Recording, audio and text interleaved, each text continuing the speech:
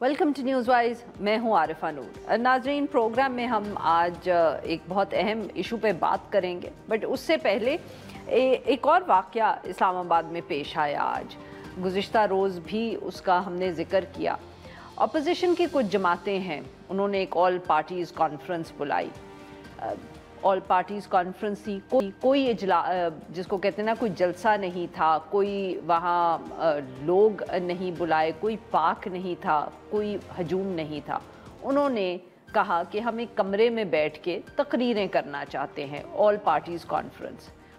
उनके लिए बकौल उनके जो हॉल उन्होंने उसके लिए बुक किया था, वो हॉल लास्ट मिनट पर उसकी जो बुकिंग थी वो कैंसिल कर दी गई। APC के जो ऑर्गेनाइज़र्स हैं, उन्होंने ये बताया कि हुकूमत की तरफ से दबाव आया।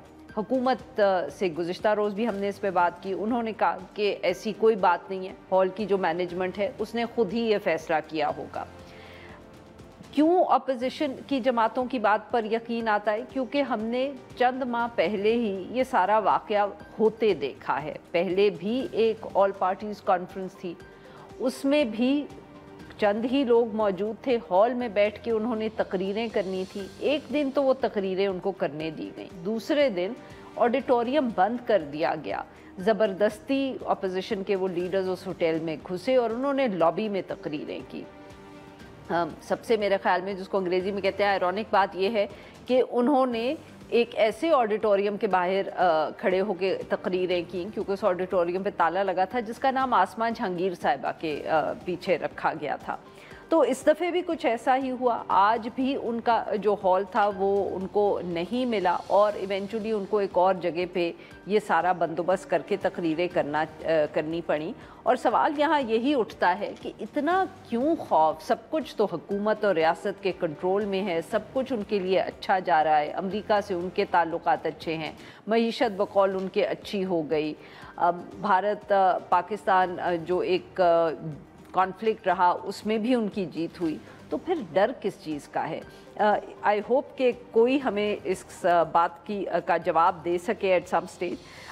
But now to come to the topic of the day. आज हम एक दफ़े फिर बात करेंगे पाकिस्तान तहरीक इंसाफ के हवाले से। जो 9 मई का वाक़या हुआ था, उसमें अब तेज़ी से फ़ैसले आने शुरू हो गए हैं। जितने ही वो ताख़ीर हो रही थी पिछले 2 सालों में, हम कह सकते हैं, अब उसी स्पीड से टू द कॉन्ट्ररी अब फ़ैसले आ रहे हैं। तो आज भी 9 मई से जो जुड़े कुछ केसेस फैसलाबाद में रजिस्टर हुए थे, वहाँ की जो ETC है, यानी कि इंसदादे दहशतगर्दी की अदालत, उसने 3 मुख्तलिफ फ़ैसलों में, मुकदमात में फ़ैसले सुना दिए। तकरीबन 200 के करीब जो मुल्ज़मान हैं उनको सज़ा सुनाई गई और उसमें उमर अयूब और शिबली फराज साहब, जो लीडर ऑफ द अपोजिशन हैं, पार्लियामेंट में, नेशनल असेंबली में और पार्लियामेंट में, उनको सज़ा दी गई है। इससे पहले जो फैसले आए थे 9 मई के, उसमें जो पंजाब असेंबली में लीडर ऑफ द अपोजिशन थे उनको भी डिस्क्वालीफाई कर दिया गया है। बहुत ये हम दिलचस्प केस है, क्योंकि सज़ा सबको तकरीबन 10-10 साल की मिली है। अगर कोई पाकिस्तान तहरीक इंसाफ का ऐसा लीडर था जिसका नाम हम जानते हैं और जिनका नाम इस FIR में या इन केसेस में मुलव्वस था, ज़रताज गुल साहिबा, उमर अयूब, शिबली फराज, साहिबजादा हामिद रज़ा, इन सब को 10-10 साल की सज़ा दी गई है। जुनेद अफजल शाही साहब एक MPA हैं, उनको कम मिली है, उनको सिर्फ 3 साल की मिली है। साथ में ही फवाद चौधरी साहब और शाह महमूद कुरैशी साहब, और शाह महमूद कुरैशी साहब की जो साहबजादे हैं ज़ैन कुरैशी साहब, इन तीनों को बरी कर दिया गया है। तो ये आज 3 ऐसे केसेस थे जिनमें ये सज़ाएँ सुनाई गई हैं। अब अहम बात यहाँ ये है कि पिछले दिनों में भी कुछ फैसले, जैसे मैंने कहा कि आए थे, उनमें भी बहुत तेज़ी से इलेक्शन कमीशन ने न सिर्फ वो फैसलों को की तफसील उन तक पहुँची कि उन्होंने डिस्क्वालीफाई भी कर दिया बहुत से लोगों को। अब एक्सपेक्ट यही किया जा रहा है कि इन फैसलों में भी इन फैसलों के बाद भी इलेक्शन कमीशन यही फैसले करेगी, डिस्क्वालिफिकेशंस होंगी। और शायद अहम बात ये भी है कि अब काफ़ी हफ्तों से हमें बहुत से लोग बार बार ये बता रहे थे कि 9 मई के अब फैसले आने वाले हैं اور جو وہ فیصلے آئیں گے تو اس کے بعد ان میں ڈسکوالیفیکیشنز ہوں گی اور پاکستان تحریک انصاف کی جو پارلیمنٹ میں پریزنس ہے اس کو کم کیا جائے گا۔ بیرسٹر گوہر صاحب نے اس پہ رد عمل بھی دیا اور انہوں نے کہا کہ اب وہ عمران خان صاحب سے بات کریں گے اور پھر فیصلہ کریں گے کہ پارلیمنٹ میں رہنا بھی ہے کہ نہیں۔ ان سب ایشوز پہ گفتگو کرنے کے لیے آج ہمارے ساتھ موجود ہیں تسلیم جھگڑا صاحب، پاکستان تحریک انصاف سے ان کا تعلق ہے، اور ہمیں جوائن کیے عبدالمعیز جعفری صاحب، ماہر قانون ہیں۔ Welcome to the show gentleman. Taimur sahab آپ سے گفتگو کا آغاز کریں گے۔ سر اب یہ تو کوئی پوچھنے کا میرے خیال میں کوئی منطق ہی نہیں بنتی کہ کیا آپ لوگ یہ ایکسپیکٹ کر رہے تھے کہ نہیں، تو میں یہی پوچھ لیتی ہوں کہ سر میرے خیال میں عمر ایوب صاحب اور حامد رضا صاحب تو خاص طور پہ شاید ان کو معلوم تھا کہ یہ فیصلے آ رہے ہیں، کیونکہ کافی دنوں سے وہ منظر عام پر ہمیں نظر بھی نہیں آئے، نہ کسی ٹاک شو میں نہ پارلیمنٹ میں۔ they were clearly expecting it۔ میرے خیال میں جو ہے they were informed کہ یہ ہوگا، اور یہ کوئی تعجب کی بات نہیں ہے، یہ ابھی ہم نون فیکٹس کہہ رہے ہیں۔ میرے ذہن میں جو ابھی سوال آیا ہے وہ یہ ہے کہ یہ جو ہمارے اینٹی ٹیررسٹ کورٹس اس سپیڈ سے اور اس مقدار میں اتنے خطرناک ٹیررسٹ کو کنوکٹ کر رہا ہے، جس میں عمر ایوب صاحب شامل ہیں، حامد رضا شامل ہیں، شبلی فراز شامل ہیں، 108 لوگ اور شامل ہیں، اس میں جینڈر ڈسکریمنیشن بھی نہیں ہے، تو وہ ڈونرز بھی خوش ہوں گے، زرتاج گل صاحبہ ہیں، کنول شوذب ہیں۔ تو اگر یہ مطلب اتنی ایفیکٹولی یہ سب کچھ ہو رہا ہے تو عارفہ یہ پاکستان میں دہشت گردی کیوں نہیں کم ہو رہی؟ اور ساتھ بلوچستان میں ملٹری آپریشنز، ساتھ خیبر پختونخوا میں ملٹری آپریشنز، کیونکہ اس کے علاوہ اور بھی بہت سے دہشت گرد جیل میں ہیں، چاہے وہ شاہ محمود قریشی صاحب ہوں، چاہے وہ بلوچ خواتین ہوں۔ تو جب سارے دہشت گرد جیل میں ہیں اور عدالتیں اتنی زبردست انصاف دے رہی ہیں تو یہ پاکستان میں سیکیورٹی کی سچویشن کیوں نہیں تھی؟ تیمور صاحب کیونکہ آپ لوگ بہت انکمپیٹنٹ والے دہشت گرد ہیں، اس لیے آپ پکڑے بھی گئے اور آپ کو سزا بھی ہو گئی۔ جی عبدالمعیز جعفری صاحب، سر کس طرح please explain to us from the legal point of view. ایک تو ہمیں ذرا یہ بھی سر سمجھائیے گا کہ 2 سال تاخیر ہوتی رہی ان کیسز میں، بلکہ پاکستان تحریک انصاف یا اور لوگ بھی کہتے رہے کہ بھئی فیصلے نہیں آ رہے، اب ایک دم اور بہت تیزی سے سب جو ATCs ہیں ان کے فیصلے آ رہے ہیں سر۔ جی عارفہ، شکریہ آپ نے موقع دیا۔ دیکھیں یہ اب ایک کے بعد ایک ہم سرکس دیکھتے ہیں ہوتے ہوئے، عدالتوں کا ایک تمسخر بن گیا ہے۔ یہ بلوائی تھے، انہوں نے بہت برا کیا، مقدس جگہوں پہ حملے کیے، جن لوگوں کے نام نہیں لینے چاہیے ان کے نام لیے، تمسخر اڑایا، بہت غلط کیا۔ لیکن اگر آپ جو جرم انہوں نے کیا اس جرم کے لیے ان کو سزا دینے کی کوشش کرتے، اس جرم کے لیے ان کو ٹرائی کرتے، تو یہ کانورزیشن آج شاید فرق ہوتی۔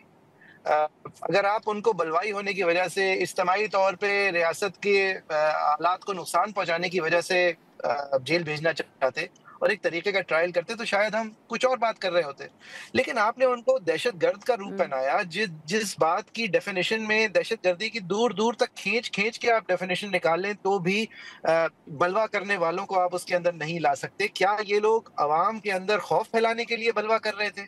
کیا یہ لوگ عوام کے اندر ریاست کے حوالے سے ریاست کے اندر ایک انسیکیورٹی پھیلانے کے لیے with the intent to cause damage to the fabric of society بلوا کر رہے تھے؟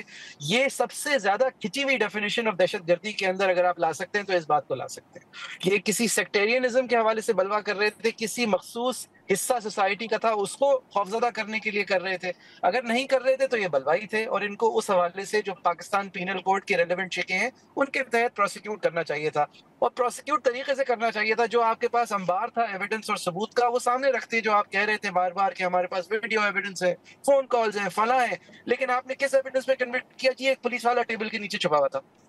तो अब जब आप इस तरह की हरकतें करेंगे तो आप अवाम के अंदर एक तो कानून की सैंक्टिटी कम करेंगे, फिर अदालत की सैंक्टिटी कम करेंगे और फिर विदाउट अ डाउट अपनी सैंक्टिटी कम करेंगे। तो आप डरा ले लोगों को, सब डर गए हैं, मैं भी बहुत डरा हुआ हूँ, तैमूर साहब भी अभी ऊंची आवाज में बात कर रहे थे, लेकिन मैं यकीन करता हूँ वो भी बहुत डरे हुए हैं, हम सब डर गए हैं। लेकिन ये कानून नहीं है, ये प्रोसेस ड्यू प्रोसेस नहीं है, ये रूल ऑफ लॉ का एग्जाम्पल नहीं है। और ये दबे लफ्जों में मेरे ख्याल से नदीम अफजल चंद साहब की आवाज मुझे सुनाई दी थी, उन्होंने कह दिया कि अदल हुआ या नहीं हुआ ये बाद में पता चलेगा, लेकिन थोड़ा ख्याल करना चाहिए, सियासतदान दहशतगर्द नहीं होते। मेरे ख्याल में ये एक बहुत मुनासिब तरीके से विदाउट गेटिंग इनटू ट्रबल अगर समरी है तो ये है। बिल्कुल सही। तैमूर साहब, अब सर यहाँ ये भी सवाल अब उठता है कि आप लोग एक्सपेक्ट भी कर रहे थे ये थोड़ा सा सियासी सवाल है, आप लोगों को मालूम भी था कि ये होना है, पहले भी फैसले आए, अब दोबारा आ गए, आगे भी और आएंगे, तो sir but what are you planning इन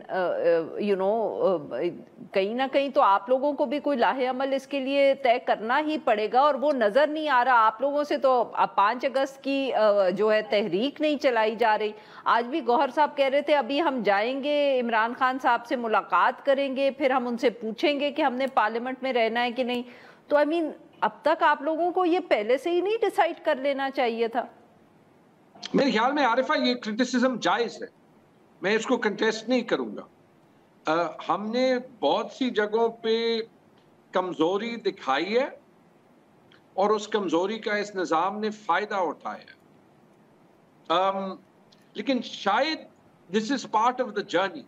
शायद ऐसे तहरीक में जो है वो ये होता है, आपको जो थोड़ी सी एक बैटल में जीत मिलती है जो 8 फरवरी को मिली, उसके बाद वो जो मैंडेट मिला था उसका तकरीबन 75% जो है वो चुरा दिया गया। माफ करिएगा तैमूर साहब, आप ये कह रहे हैं कि हम इनकॉम्पिटेंट हैं और वी शुड एक्सपेक्ट दिस कि आप लोग इनकॉम्पिटेंट हैं। सर ये तो कोई मंतक ना हुई। नहीं, मैं माफ करिएगा but this is what you are saying. नहीं, मैं ये नहीं कह रहा। मैं जो है वो आरिफा मतलब आपके सवाल का मैं ये जवाब बिल्कुल ये दे सकता हूं कि हरगिज़ ये नहीं है और हमें पता है, लेकिन जो चीज़ साफ जाहिर है उस पे मैं आपको जो है वो क्या कहूँ, आप कोई भी मूवमेंट उठा लें उसमें ऐसे जो है वो होता होगा।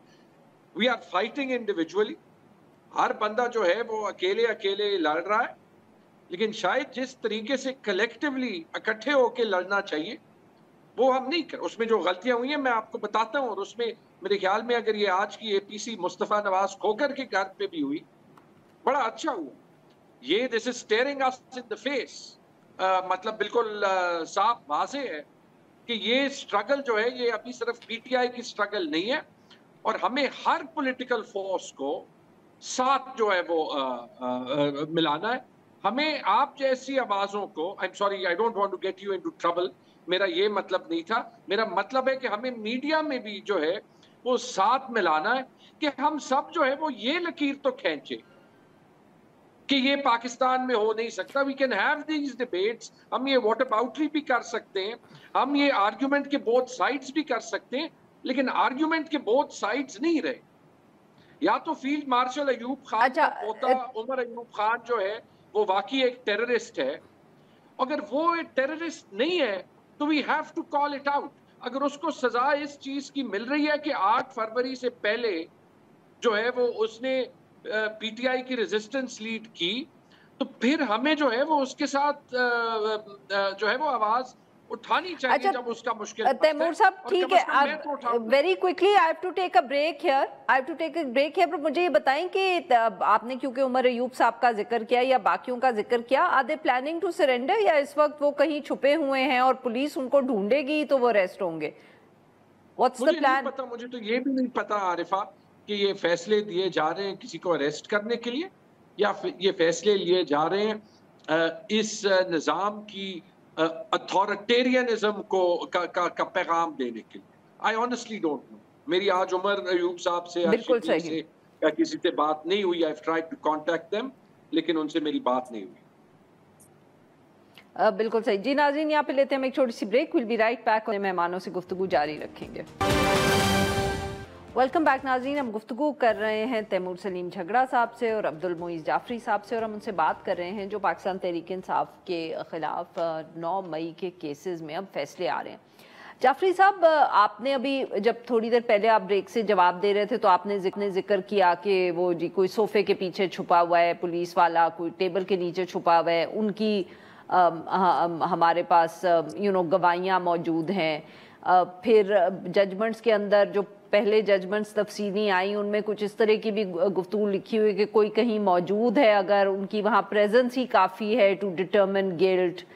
तो बहुत से लोग अब कुछ हंसते हैं, कुछ तनकीद करते हैं कि ये जजमेंट्स जो हैं ये बहुत कमज़ोर लिखी गई हैं। ये अभी लोगों का जिसको कहते हैं व्यू है, ऑब्वियसली फेयर कमेंट तो हर कोई कर सकता है जजमेंट्स के हवाले से। तो याद आती है सर एक नवाज शरीफ साहब के खिलाफ भी जो एक जजमेंट आई थी जिसमें उनको डिस्क्वालीफाई कर दिया, बट एक जुमला कहीं उस जजमेंट में लिखा था मगर करप्शन कहीं साबित नहीं हुई।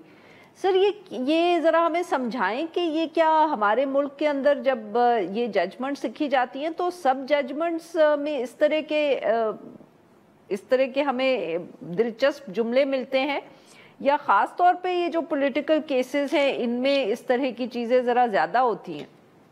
नहीं, वैसे भी हमारा कोई कानून का मेयार बहुत आला उनका नहीं है आरिफा साहिबा, अगर आप ये पूछ रही हैं, लेकिन we get by appellate process है, हद से ज़्यादा अपीलों के मौके मिलते हैं, मामला जो हैं वो दुरुस्त कर ही लिए जाते हैं। लेकिन ये सियासी मामलात होते हैं, आपने दुरुस्त इशारा किया है कि जहाँ पे आवे का आवा ही बिगड़ा हुआ होता है, और जब भी हमारी रियासत दिलचस्पी दिखाती है या जो ताकत में हुकूमत होती है और जिनकी वजह से ताकत में होते हैं वो जब दिलचस्पी दिखाते हैं तो उस वक्त ही ऐसे ऊट पटाख फैसले आते हैं जिनको फिर दिहाइयाँ लग जाती हैं दुरुस्त करने में। और ये आपने जो नवाज शरीफ साहब का इशारा दिया था, देखें नवाज शरीफ साहब को 2 इल्ज़ाम लगे थे, एक तो ये कि उन्होंने करप्शन की है और दूसरा ये कि उनकी करप्शन साबित हो या ना हो उनके पास जो असासाजात हैं वो उनकी नोन जो ज़राए हैं उनसे ज़्यादा हैं। ये भी एक जुर्म होता है, ये एक छोटा जुर्म है लेकिन जुर्म होता है। और इस इल्ज़ाम पे उनको वो क्योंकि जवाब नहीं दे पाए थे अपने असासाजात के हवाले से, तो उनको कन्विक्ट कर दिया गया था। अब वो कन्विक्शन कमज़ोर थी, उसको सुप्रीम कोर्ट से नहीं आना चाहिए था, उनको ट्रायल का हक मिलना चाहिए था, ये सारी बातें दुरुस्त हैं। लेकिन आप उसको इस तराजू पे इस तरह नहीं तोल सकती जो साकिब निसार साहब ने नवाज शरीफ साहब को हेड ऑफ द पार्टी से डिस्क्वालीफाई करके सेनेट की टिकट चुराए थे, आप उसको इस मेयार पे बिठा सकती हैं कि उस फैसले का आवे का आवा ही बिगड़ा हुआ था और सुप्रीम कोर्ट से आया था। तो अगर सुप्रीम कोर्ट में ऐसी चीजें हो सकती हैं तो फिर जरूर एटीसी तो फिर एक छोटी सी चीज है, वहां से तो अपेलेट प्रोसेसेस भी मौजूद है, नवाज शरीफ साहब को तो अपील भी नहीं मिली।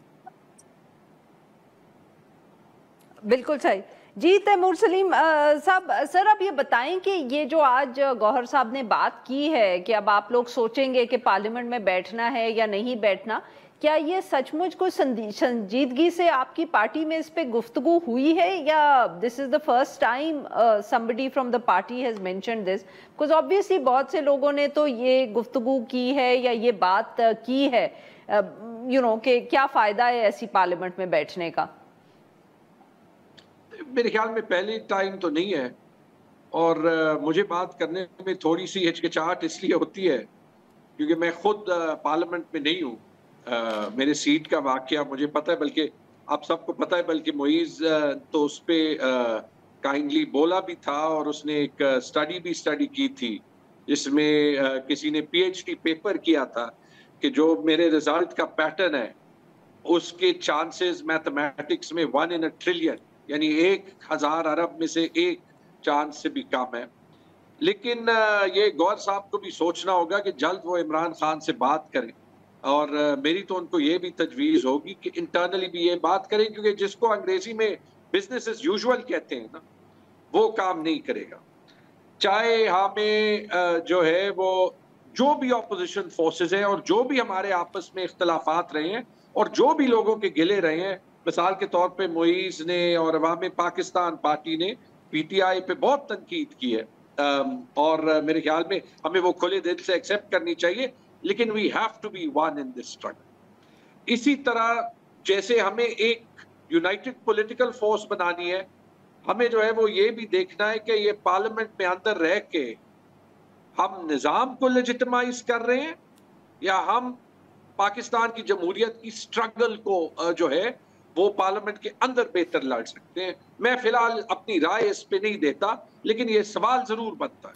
और इसी तरह जो हमारी खैबर पख्तूनख्वा की हुकूमत है उससे भी ये फैसला करना है और ये दिखाना है अवाम को कि क्या वो खैबर पख्तूनख्वा में हुकूमत और कुर्सी खेलने में ज्यादा जो है वो इंटरेस्टेड है, या जिस चीज के लिए हमें लोगों ने मैंडेट दिया है उसके लिए जो है वो स्ट्रगल करेगी। और हमें कुर्सी जो है वो प्यारी नहीं है, हमें इमरान खान की स्ट्रगल या पाकिस्तान की जमहूरियत की स्ट्रगल प्यारी है। ये सारे सवाल मैं सिर्फ जो है वो उठा रहा हूं क्योंकि मेरे ख्याल में ये लेजिटिमेट सवाल।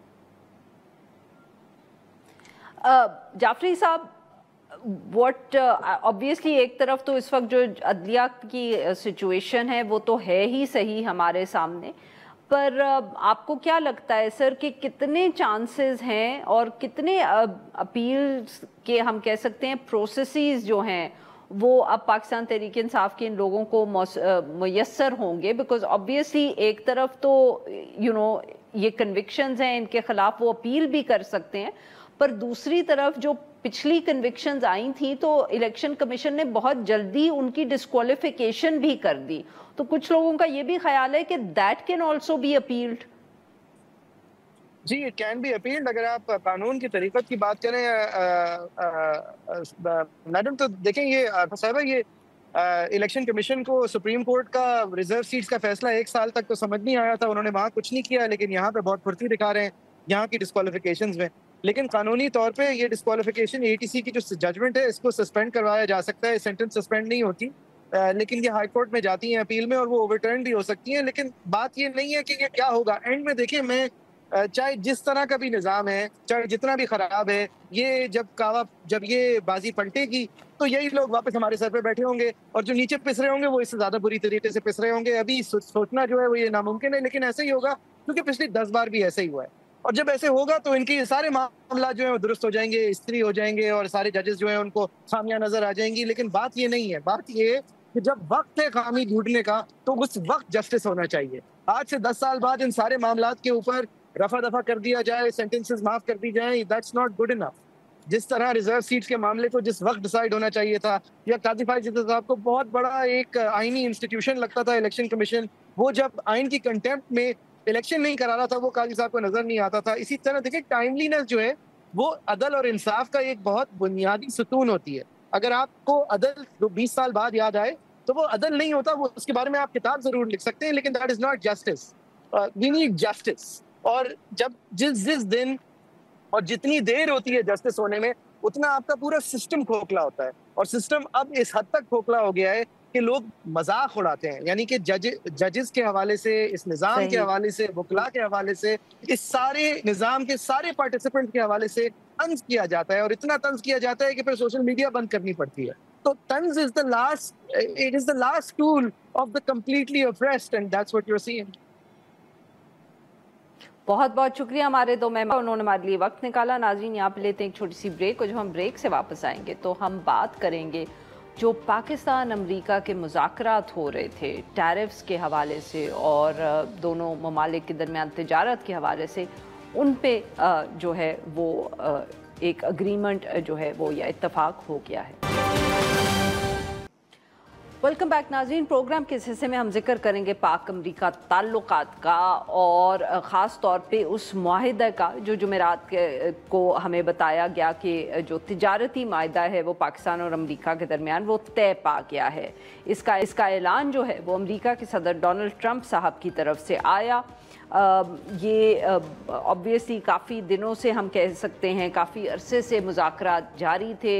वज़ीर ख़जाना का तकरीबन दो दफ़े दौरा भी हुआ अमेरिका का। इसके अलावा वर्चुअली भी बहुत हम कह सकते हैं राउंड्स रहे इन मुज़ाकरात के, जिसके बाद ये फाइनली जो मुआहिदा है ये हुआ है। जो वज़ारत ख़जाना की तरफ से बयान सामने आया तो उसमें ये कहा गया कि ये मुआहिदा mines and minerals, IT, crypto currency और ख़ास तौर पे तवानाई समेत दीगर शोबों में मुआशी तावन का एक नए बाब का आगाज़ करेगा। पाकिस्तान के वज़ीर आज़म शहबाज शरीफ साहब ने भी एक्स पर इस मुआहिदे का जिक्र किया और उन्होंने शुक्रिया अदा किया डोनाल्ड ट्रंप साहब का। जो डोनाल्ड ट्रंप साहब की तरफ से ट्वीट तो नहीं थी, वो उनका वो जो सोशल मीडिया ऐप इस्तेमाल करते हैं वहाँ उन्होंने ये पैगाम शेयर किया। उसमें उन्होंने न सिर्फ ये कहा कि मुआहिदा हो गया है, बल्कि उन्होंने ये भी कहा कि जो तेल के बड़े ज़खायर हैं पाकिस्तान में, उनके ऊपर पाकिस्तान और अमेरिका जो है वो मिलकर काम करेंगे और एक ऐसी कंपनी की तलाश कर रहे हैं जिसकी वो शराकत दारी के साथ क़यादत करेंगे। ये भी एक बहुत एक अहम हिस्सा है उनके बयान का, और ख़ास तौर पे इसके लिए इस वजह से क्योंकि पाकिस्तान के अंदर अब बहुत गुफ्तगू हो रही है और काफ़ी अरसे से होती है कि पाकिस्तान में शायद अगर जो गैस के या तेल के ज़खायर हैं वो कम हो रहे हैं। बहुत सी जो ऑयल कंपनीज़ हैं जो ऑयल बिज़नेस से वाबस्ता हैं, वो पिछले सालों में हमने देखा है कि वो आहिस्ता आहिस्ता मुल्क में अपना बिज़नेस लपेट कर मुल्क से जा रही हैं। तो एक ऐसे वक्त में ये बयान आना अमेरिकन सदर की तरफ से, बहुत से लोग इस पर ये सवाल उठा रहे हैं कि कौन से ऐसे ज़खायर हैं, कोई नए हैं जिनका वो जिक्र कर रहे हैं जिसके बारे में अभी ज़्यादातर लोगों को मालूम नहीं है। और इसके साथ ऑब्वियसली गुफ्तगू करेंगे क्योंकि बार बार जहां पाकिस्तान का जिक्र डोनाल्ड ट्रंप साहब ने किया, उसके अलावा इन्हीं दिनों में वो इंडिया या भारत के हवाले से जो मुज़ाकरात हैं वो ग़ालिबन इतने अच्छे जा नहीं रहे, क्योंकि उनकी तरफ से जो सोशल मीडिया पे डोनाल्ड ट्रंप साहब की तरफ से पैगामात आ रहे हैं उनसे ये लग रहा है कि जैसे भारत से ना मुज़ाकरात अच्छे जा रहे हैं, ना कुछ इस वक्त शायद दोनों ममालिक के दरमियान ताल्लुकात बहुत अच्छे हैं। इन सब इशूज़ पे बात करने के लिए आज हमारे साथ मौजूद हैं डॉक्टर आबिद क़य्यूम साहब, सरबराह हैं SDPI, और हमें ज्वाइन किया अनवर इकबाल साहब ने, सीनियर सहाफ़ी डॉन अखबार से वाबस्ता हैं, वाशिंगटन DC से हमें ज्वाइन करें। Welcome to the show gentleman. जी डॉक्टर साहब, अगर आप इजाज़त दें तो मैं अनवर इकबाल साहब से गुफ्तगू का आगाज़ करूँगी। वे ज़रा उनसे पूछते हैं कि वाशिंगटन में वो बैठे हैं जहाँ ये मुज़ाकरात फाइनल हुए हैं, तो what information he has about the details there. और ये सवाल इसलिए भी बहुत अहम है क्योंकि आप दोनों से पूछेंगे कि ना पाकिस्तान की तरफ से और ना अमेरिका की तरफ से जो बयानात आए हैं उनमें कोई जिक्र है कि टैरिफ सेट कहाँ हुआ है, क्योंकि असल में तो मुज़ाकरात जो ये थे वो ख़ास तौर पे इस बात पे थे कि पाकिस्तान से जो तिजारत या जो गुड्स जाएंगी अमेरिका, उन पे कितना टैरिफ लगेगा, ये नंबर अभी तक हमें नहीं बताया गया। तो अनवर इकबाल साहब सर बताएं कि ये एकदम या एक्सपेक्टेड था कि मामलात जो है वो सेटल होने वाले हैं और वो गुज़िश्ता आज हो गए? लग तो यही रहा था। देखें कि जो वज़ीर ख़ज़ाना जिस तरह आए और उन्होंने यानी 2 हफ्तों में 2 दौरे किए, आए यहाँ कुछ बातें की और वापस गए, फिर इस्लामाबाद में उन्होंने कंसल्टेशंस की और फिर वापस आए यहाँ।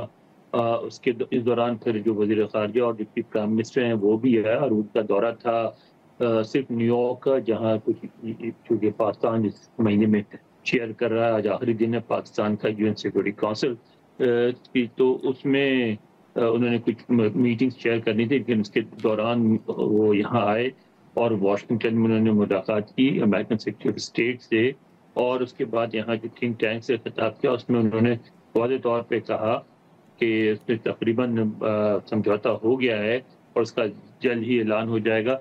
तो लगता यही था कि जो भी इख्तिलाफात थे उन पे बातचीत हो रही थी और उसके बाद की बात तय पा गई और उसके बाद ऐलान हो गया। और जिस तरह फिर सदर ट्रंप ने जिस तरह उसका आपने देखा कि खुद यानी बजाय किसी अपने ऑफिशियल से करवाने के खुद उन्होंने ऐलान किया, और उसमें उन्होंने जो तेल वाली यानी ऑयल की डिस्कवरी की भी बात की, बल्कि मैसिव उन्होंने डिपॉजिट्स का, और तो वो उससे लगता है कि ये सब कुछ एक तवक्को के मुताबिक था, कोई अनएक्सपेक्टेड नहीं था। जी नाज़रीन, यहाँ पे लेंगे हम एक छोटी सी ब्रेक। Welcome back. हम गुफ्तगू कर रहे हैं डॉक्टर आबिद सुलेरी से और अनवर इकबाल साहब से। डॉक्टर साहब, आपने अनवर इकबाल साहब की बात सुनी sir, you were probably following this issue closely Pakistan के पॉइंट ऑफ व्यू से, या यहाँ जो इतलात थी, तो सर ये बताएं कि अब ये टैरिफ क्या सेट हुआ है, उसके नंबर जो है वो अभी तक दोनों तरफ से जो पैगामात आए हैं उसमें उसका कोई जिक्र नहीं है, ये क्या वजह है इसकी? चूँकि 1 अगस्त को फाइनल टैरिफ्स जो हैं वो डिक्लेयर हो रहे होंगे, यानी हमारे सुबह के 9 बजेंगे, तो यहाँ पे वाशिंगटन में रात के 12 बज रहे होंगे 31 जुलाई के। तो आई एम एक्सपेक्टिंग के کل تک جو تمام پارٹنرز ہیں ٹریڈ پارٹنرز ان کی ایک فائنل ٹیرف کی لسٹ جو ہے امریکہ کی طرف سے وہ آ رہی ہوگی. میری ذاتی خیال یہ ہے کہ جو ایو کو ٹیرف ملا ہے 15%، غالباً اگر ایوری تھنگ گوز ویل تو ہمیں بھی شاید وہ 15% کے قریب جو ہے وہ رکھا جائے گا. انڈیا کے بارے میں تو آلریڈی جو ہے وہ ناپسندیدگی کا اظہار کر دیا گیا کہ رشیا کے ساتھ جو آئل کی ٹریڈ ہے اس کی پینلٹی برکس کی وجہ سے، برکس میں ہونے کی وجہ سے پینلٹی، اور پھر پروبیبلی 25% ٹیرف تک بات جائے گی. تو جن ممالک کے ساتھ نہیں ہو رہا وہ تو ساتھ ساتھ بتاتے جا رہے ہیں، جیسے کہ برازیل کا 40% جو ہے 50% وہ اناؤنس ہو گیا ہے. چائنا کا ساتھ وہ جو ٹروس تھا دونوں طرف سے کہ ٹیرف نہ بڑھانے کا، وہ اگلے 2 ماہ کے لیے اس کو ایکسٹینڈ کر دیا گیا ہے. اور پاکستان سمیت باقی بہت سے ممالک کا جو فائنل ٹیرف ہے وہ میں توقع کر رہا ہوں کہ کل تک آ جائے گا. لیکن ایک چیز جو ہے وہ بڑی کلیئر ہے کہ پاکستان اس وقت پریزیڈنٹ ٹرمپ کی چند جو فیورٹ نیشنز ہیں اس میں شامل ہو چکا ہے. اور جو کل کی جو ان کے ٹروتھ سوشل پہ جو ان کا پیغام تھا آئل ریزروز اور ان کو ایکسپلور کرنے میں سپورٹ دینے کا اور ایک کمپنی ڈھونڈنے کا جو کہ یہ کر سکے، یہ کافی حوصلہ افزا پیغام تھا. اور سونے پہ سہاگا انہوں نے انڈیا کے زخموں پہ نمک چھڑکنے کے لیے یہ بھی کہہ دیا کہ who knows may be one day Pakistan India کو تیل جو ہے وہ ایکسپورٹ کر رہا ہوگا. تو اس سے ان کا اشارہ جو تھا وہ انڈیا جو اس وقت رشیا سے آئل لے رہا ہے. اور کل کی ایک اور جو ڈیولپمنٹ تھی کہ انڈیا کی 7 کمپنیز پہ سینکشن لگی ہیں چونکہ وہ شیڈو فلیٹ کے ذریعے ایران کا تیل جو ہے وہ امپورٹ کر رہی تھی. تو ان 7 پرائیویٹ کمپنیز پہ بھی سینکشن لگی ہیں امریکہ کی طرف سے. تو اس کی طرف بھی ٹرمپ کا غالباً اشارہ تھا جب وہ کہہ رہے تھے کہ کیا پتہ کل کو پاکستان سے ایکسپورٹ ہو رہا ہو تیل انڈیا کی طرف. صحیح. انور صاحب، اب سر تیل کا ذکر ڈاکٹر صاحب نے جو کیا ہے وہ دیٹس ویری امپورٹنٹ. جیسے میں نے پہلے کہا کہ بہت سوال اٹھ رہے ہیں کہ کون سے تیل کے ذخائر ہیں. اور سر جو دوسری بات نوٹ کی جا رہی ہے اور جس کا ذکر بھی کیا جا رہا ہے وہ یہ ہے کہ جو پاکستان کی طرف سے بیان آیا اس میں کرپٹو کا ذکر ہے، اس میں آئی ٹی کا ذکر ہے، مائنز اینڈ منرلز کا ذکر ہے، تیل کا ذکر نہیں ہے. جو صدر ٹرمپ کی طرف سے بیان آیا اس میں تیل کا ذکر ہے. اینی آئیڈیا کہ یہ ڈسکریپنسی یا فرق کیوں ہے؟ میں نے کچھ سوال کیا تھا ہمارے لوگوں سے تو وہ کہہ رہے ہیں کہ وہ تو چونکہ پہلے ہی ہائی لائٹ ہو گیا تھا تو ہم نے سوچا کہ اور چیزوں کو ہائی لائٹ کیا جائے. لیکن یہ ڈپلومیٹک سا جواب ہے اور اس کا کوئی تسلی بخش جواب ابھی نہیں ہے. ہو سکتا ہے کہ پاکستان اس کو ہائی لائٹ، یہ بات ویسے صحیح ہو سکتی ہے کہ ہائی لائٹ نہ کرنا چاہتا ہو. یہ بھی ہو سکتا ہے کہ اگر آپ کے سمندری حدود میں اگر یہ تیل ہے تو اس پہ انڈیا اعتراض کر سکتا ہے، یا اگر بلوچستان میں ہے وہاں کنٹروورسی کوئی بن سکتی ہے تو پاکستان خود اس کو ہائی لائٹ نہیں کرنا چاہے گا، پن پوائنٹ نہیں کرنا چاہے گا کم از کم. ابھی جب پوری طرح تیار ہوگا پھر پن پوائنٹ کرے گا.